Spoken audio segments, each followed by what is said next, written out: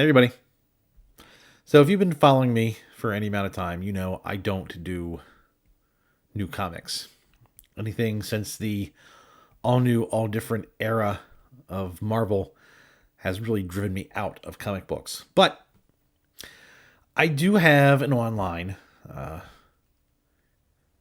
comic book site that I go to, and I usually use it to check out older issues. But I thought, I would dip my toe into something new.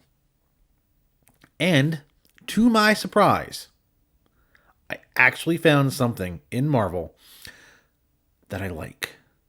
It is a glimmer of hope. It is a small, tiny light in the giant universe of suck that is Marvel Comics.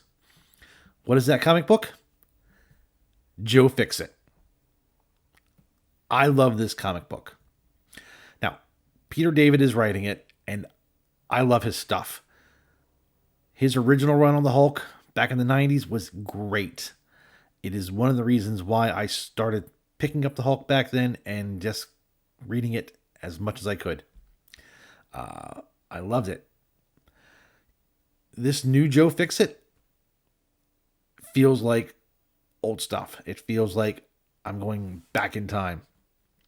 Now, the fact that a comic that I like from Marvel is a character from about 30 years ago, written by an older writer, is, well, it just goes to show you the new stuff sucks so bad, they're going back to the old stuff. They're not just reprinting old stuff, they're going back to the old stuff, rewinding the clock 30 years, picking up a character from then, and going on with it. It's great. I love it. And the fact that they have Spider-Man in it doesn't hurt.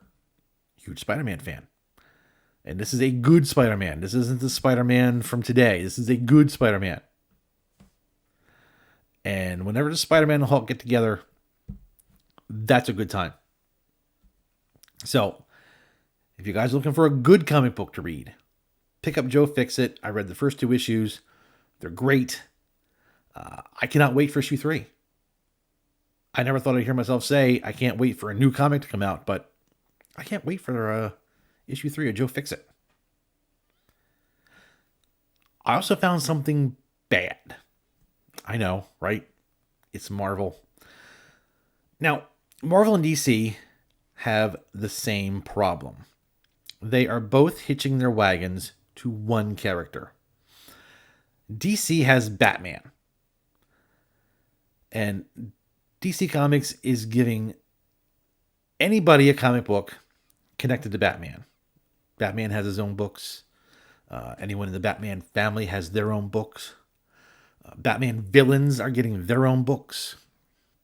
It seems like the other characters in DC are just getting pushed out. And it's just Batman and his amazing friends. Marvel has the same problem. All they want to do is push Spider-Man, anything Spider-Man related. It's bad enough we got a terrible Spider-Verse movie coming out later. But you have books like Mary Jane and the Black Cat. Mary Jane should not have her own comic book.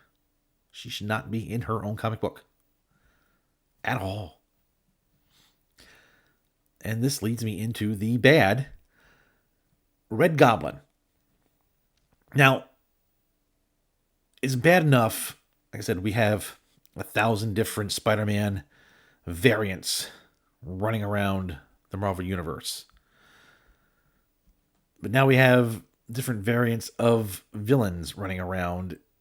And although this is supposed to be a hero, although it's a 10-year-old kid, it is an immature 10-year-old grandson.